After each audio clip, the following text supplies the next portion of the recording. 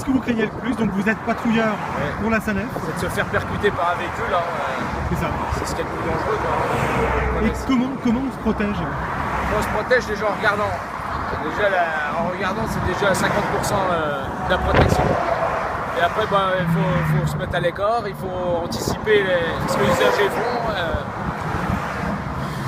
Alors, comment se comporte l'usager, justement? On en parlait tout à l'heure, mais... L'usager se comporte. Il y en a qui se comportent bien, mais il y en a qui ne respectent pas. Alors, ceux qui ne respectent pas, c'est sur ceux-là qu'il faut être vigilant. Hein. Qui nous parlent à droite, ou qui se collent de trop, qui viennent empiéter sur les bandes d'arrêt d'urgence, après à nous faucher, quoi. Hein. Oui. Donc, voilà. Ça, vous le voyez tous les jours? Ça, c'est tous les jours, ça. Les gens sont des égoïstes. Pas la majorité, mais certains sont égoïstes, pensent qu'à eux, ils s'en fichent de la sécurité, quoi. Hein. Voilà. Donc, on est là quand même pour eux, pour leur sécurité. Vous avez conscience que vous avez l'impression qu'eux n'ont pas l'impression qu'ils jouent grand-chose, quoi. Je sais pas s'ils ont l'impression, mais nous on a l'impression quand même qu'ils sont dangereux pour nous, hein, quand même. C'est ça. Alors qu'on est là pour leur sécurité. Hein. On parlait des événements marquants depuis que vous faites ce métier-là. Évidemment, les accidents, etc., ça vous est déjà arrivé, quoi. Ah oui, des plus ou moins graves. Hein. Bon, il y en a un très grave qui nous est arrivé en 1997, le 1er octobre 1997, 13h35 exactement.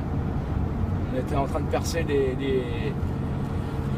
piles de pont avec une nacelle, deux camions FLR derrière nous. Qu'est-ce que c'est que des camions FLR? C'est des flèches lumineuses, mais plus grosses que ceux-ci, qui sont attelées à des camions. D'accord. Et puis il y a une voiture donc, qui n'a pas respecté ces flèches-là, au lieu de passer à gauche, elle a passé à droite. Elle est venue prendre des glissières, est venue nous taper la nacelle où on était dessus. D'accord. Donc ça va, on était sur une grosse nacelle, moi j'ai vu un éclair blanc, je me suis demandé où était ma perceuse d'ailleurs. Ma perceuse était 2 mètres plus loin, elle était restée dans la pile. Et puis voilà, mais après on a descendu tout de suite, et puis bon, là c'était plus grave que prévu parce qu'il y avait 2 morts. Hein, il y avait 2 morts. Patrouilleur, alors, comment vous pouvez le définir? Eh bien, c'est un peu un double métier. Il y a le métier de surveillance du tracé autoroutier, dans un premier temps, et puis propreté des aires de repos, des aires de service pour notre clientèle qui emprunte A4. En ce temps particulier d'hivernal, il a encore une 3e fonction, une 3e mission, c'est la surveillance du réseau et notamment de la chaussée, compte tenu des événements neigeux ou verglaçants qui pourraient se produire.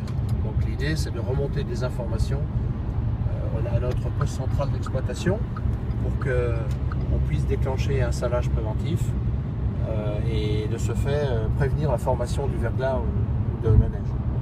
Pour l'instant, c'est un hiver qui reste relativement calme, mais pour nous, l'essentiel, c'est d'apporter toujours une surveillance et une veille particulière. Même si l'hiver est calme, on note quand même à ce jour une 40aine de traitements préventifs de la chaussée. Donc les choses se passent toujours très tôt au petit matin ou dans la nuit, ce qui fait que ça reste transparent pour nos clients qui empruntent l'autoroute au petit matin et ne se doutent pas que les services de SANEF, les agents viabilité sont intervenus pour sécuriser le tracé et avoir une chaussée praticable, viable.